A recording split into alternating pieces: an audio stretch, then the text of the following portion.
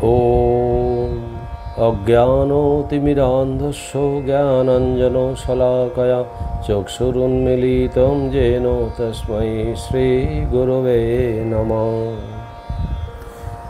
স্বামী গহনানন্দ এক উৎসর্গীকৃত জীবন।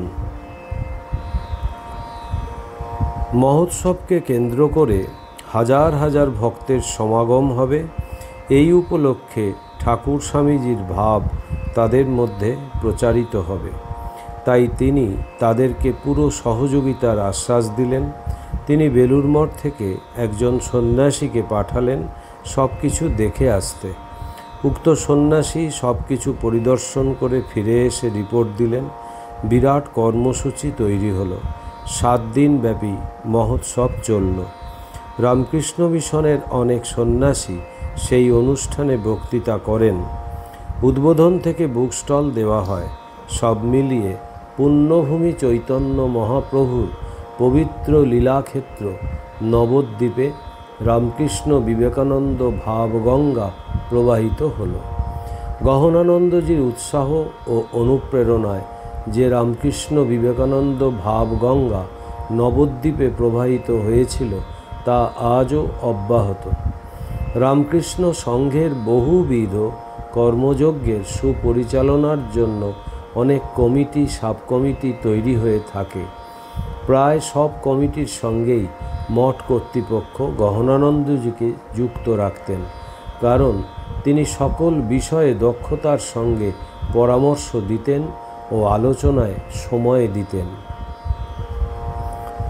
বেলুড় মঠ স্বামীজির বেডরুমের পাশের ঘরে তখন থাকতেন রামকৃষ্ণ সংঘের অন্যতম সহাধ্যক্ষ পূজ্যপাদ স্বামী নির্বাণানন্দজি।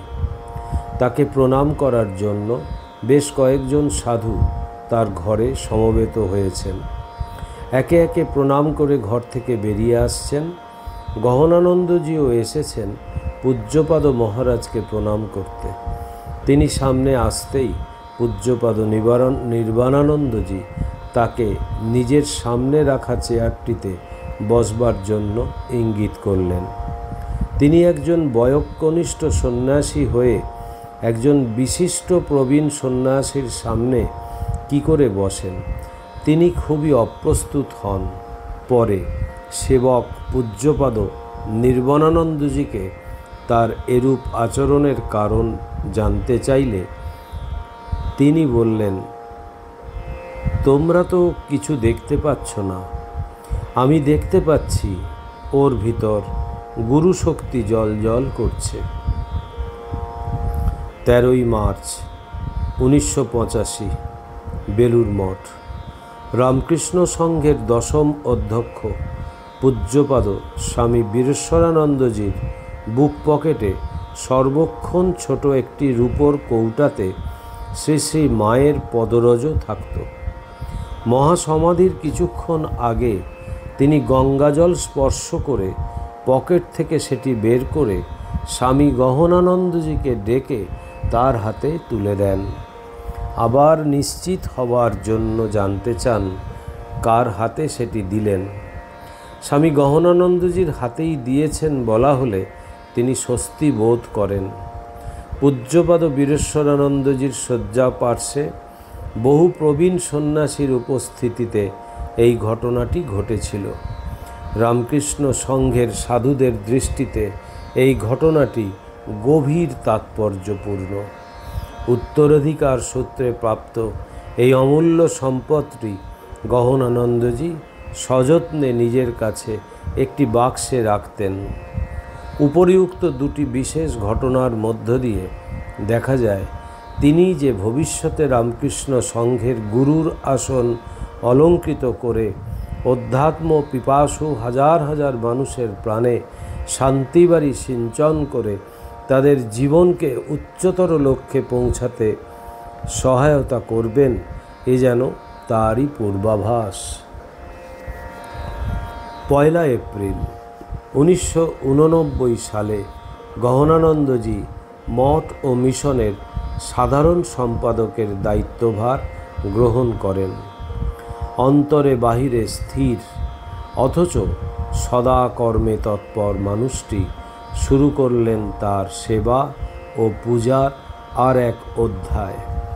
রামকৃষ্ণ বিবেকানন্দ ভাব আন্দোলন যখন দিকে দিকে প্রসার লাভ করতে শুরু করেছে, সেই ভাব তরঙ্গকে কিভাবে সাধারণ মানুষের কাছে পৌঁছে দেওয়া যায় সে বিষয়ে রামকৃষ্ণ মঠ ও মিশনের দশম অধ্যক্ষ পূজ্যপাদ স্বামী বীরেশ্বরানন্দজি অনুপ্রেরণা দেন।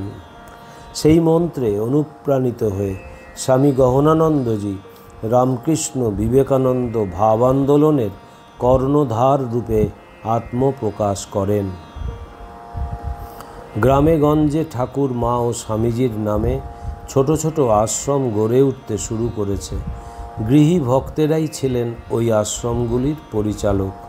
ঠাকুর মা স্বামীজির ভাবধারা নিয়ে তারা এক নতুন জীবনের লক্ষ্যে পথ চলা শুরু করেন।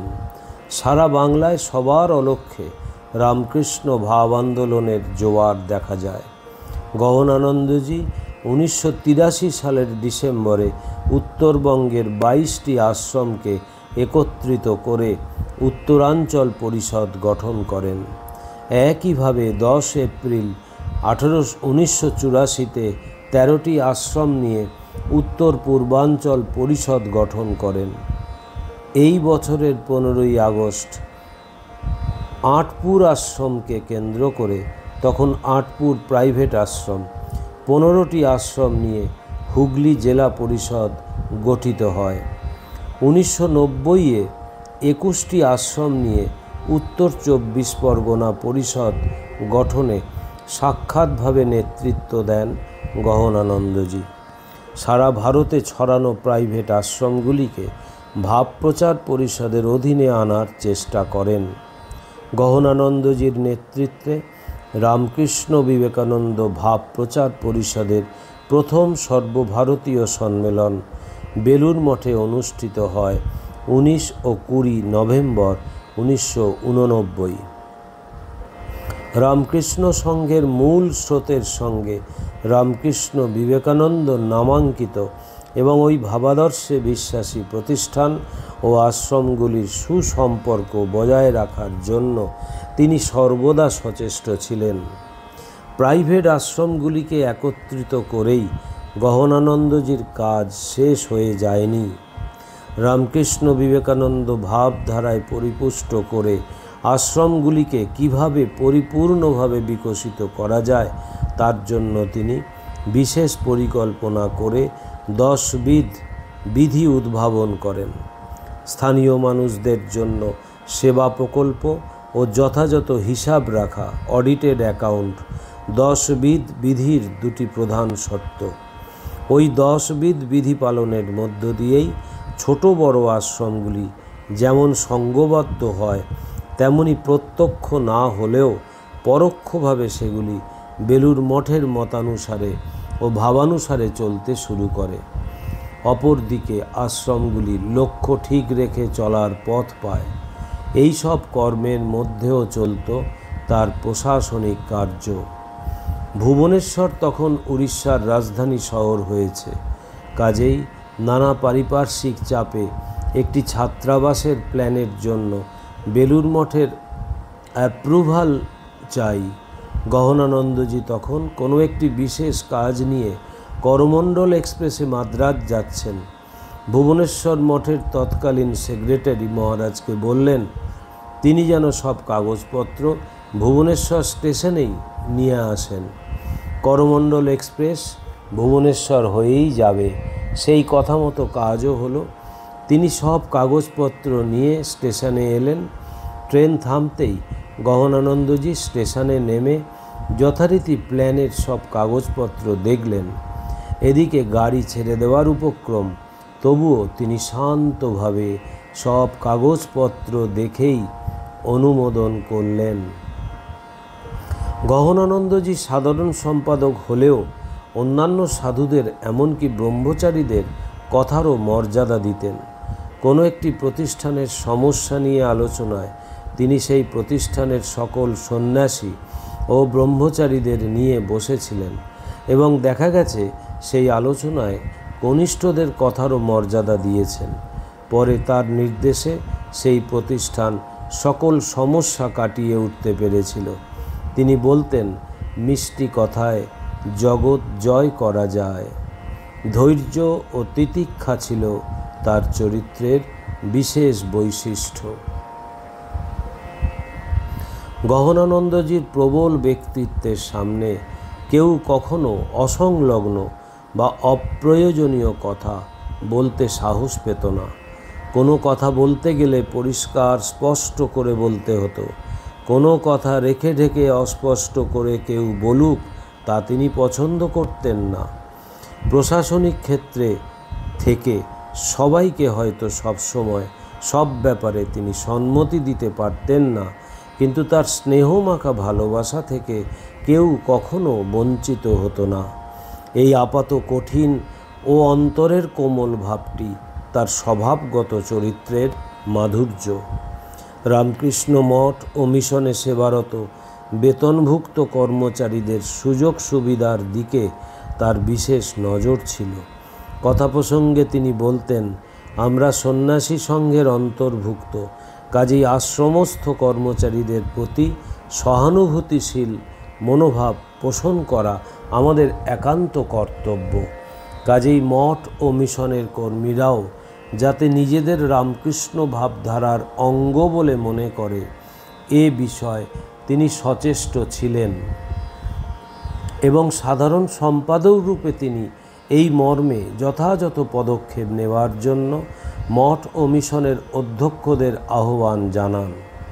এছাড়া তিনি যুব সমাজকে রামকৃষ্ণ বিবেকানন্দ ভাবধারায় অনুপ্রাণিত করার জন্য সকল অধ্যক্ষকে এগিয়ে আসতে বলেন।